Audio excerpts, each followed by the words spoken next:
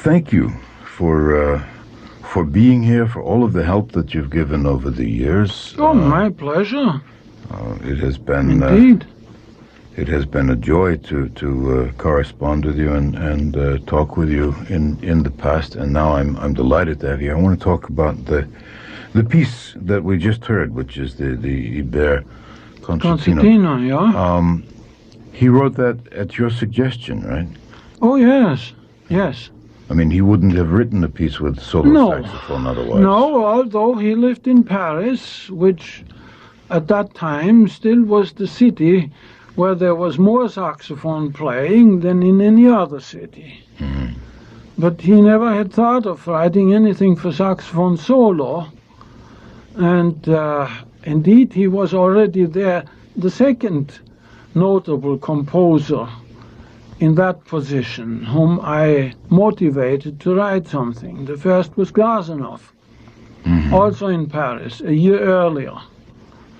And I was introduced to Ibert by a beautiful singer, a real artist, Maria Freund, and she knew him, and she had heard me at a music festival in Strasbourg and said, well, you want to meet a few composers in Paris. I'd be glad to introduce you.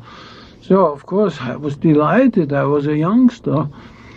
And she had obviously opened the door, and we came to Ibert in the afternoon, a cup of coffee, and so you play saxophone? Well, what are you doing? No, I started playing, and then, of course, he started asking questions. And he had never written for saxophone before, no, needless to say. No. In fact, he didn't even have all that much acquaintance with the instrument. It seems so, yes. So, and when he heard the range that the saxophone has, 4 octaves, he was quite amazed. Well, he certainly made use of it, because in that last movement he goes right up to the top. A flat. Yeah. There's one more. There's A natural and B flat, and at times B natural and C. But this is a bit precarious. But he went to A flat, so he did not write without knowledge, as has been asserted at that time. There were many who said he didn't know what the saxophone can do. How could he demand that? On the contrary, he knew it very well. And together with the saxophone concerto by Glazunov, those two are easily the most famous pieces of the literature. Both of which were written for you at your request. Yes. But also there have been pieces written by Mio. And that was also composed for me. Yeah. The Scaramouche. Right. Now, getting back to the Ibert. Yeah. There is also in that last movement, in addition to going up into the stratosphere, just before that, what sounds like key slaps. Well, it's a slight percussive effect, which you can make on both single reed instruments, on the clarinet just as well. And but it's not a key slap. No, it has nothing to do with the mechanism of the instrument.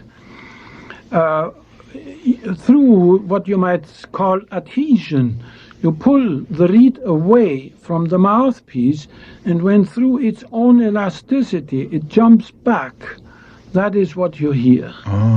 And if you use it very sparingly, just a little bit, it's nice. But it's a question: do you do it coarsely or with a certain delicatezza? Yeah, it's kind of like the Bartok pizzicato of the saxophone. Yeah.